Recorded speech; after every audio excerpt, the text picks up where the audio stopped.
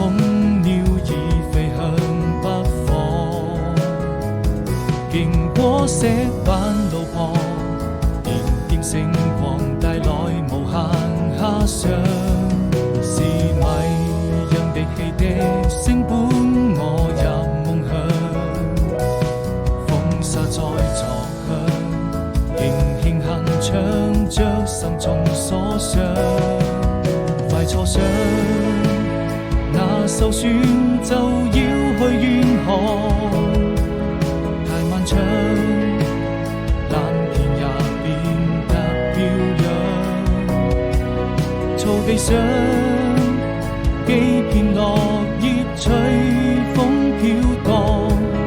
彷彿你眼裏再沒有了淚光，